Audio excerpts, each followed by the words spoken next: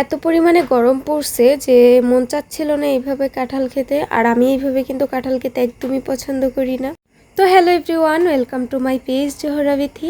আমার মতো কারা কারা আছো যে কাঁঠাল খেতে একদমই পছন্দ করো না?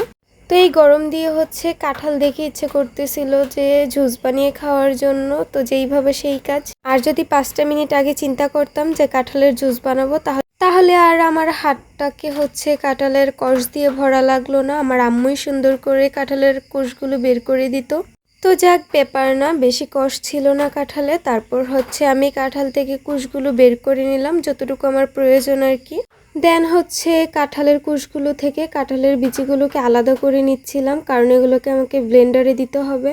তো একে একে আমার যতটুকু প্রয়োজন সবগুলো কুশ নিয়ে নিচ্ছিলাম, ব্লেন্ডারে দিয়ে দিচ্ছিলাম। এখন এগুলোকে নিয়ে ব্লেন্ড করব।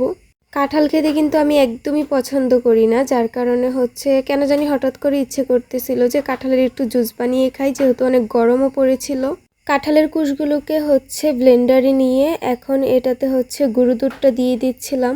প্রয়োজন ছিল লিকুইড মিল্ক দেওয়ার জন্য, কিন্তু ভাই আমার বাসায় লিকুইড মিল্ক থাকলেও সেটা ছিল ডিপ ফ্রিজে, যেটাকে ফ্রিজ থেকে নামিয়ে নর্মাল করা লাগতো। নর্মাল করে আবার জাল দেওয়া লাগতো, আর এত ধৈর্য তো আমার নাই, যার জন্য আমি গুঁড়ো দুধ দিয়ে কাজ সেরে নিচ্ছিলাম।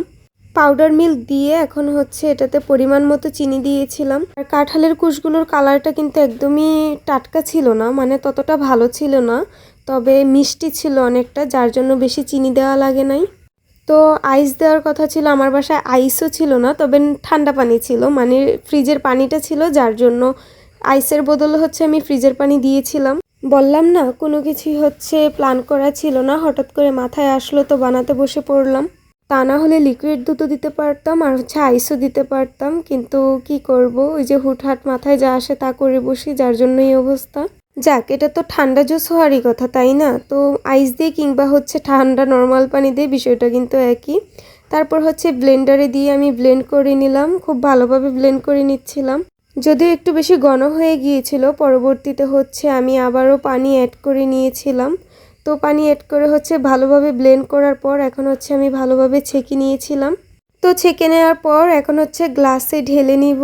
অ্যান্ড আমার আম্মুও কিন্তু খেয়েছিল ওই দিন, এটা অনেক মজা হয়েছিল গাইস। তো এই তো গ্লাসে ঢেলে নিয়ে আমি টেস্ট করতেছিলাম যে কীরকম হয়েছে খেতে। এত পরিমাণে পানি দিছি, তারপরও কেন জানি মনে হচ্ছিল যে ঘনত্বটা অনেক বেশি হয়ে গেছে। আবার ঠান্ডা পানি অ্যাড করে নিচ্ছিলাম। যেহেতু কাঁঠালের কালারটা বেশি একটা ভালো না, তার জন্য জুসের কালারটা এরকম এসেছে, তা নয়তো কিন্তু জুসটা অনেক মজা হয়েছিল। তো আমি পানিটা দিয়ে এটাকে মিক্স করে নিচ্ছিলাম যাতে সবটা একসাথে মিক্স হয়ে যায়। তারপরে দেখুন অনেকটা ঘন দেখাচ্ছিল। মাশাআল্লাহ, খেতে কিন্তু মজাই হয়েছিল, আর এই গরমের মধ্যে আমার খুব ভালো লেগেছে এটা খেয়ে।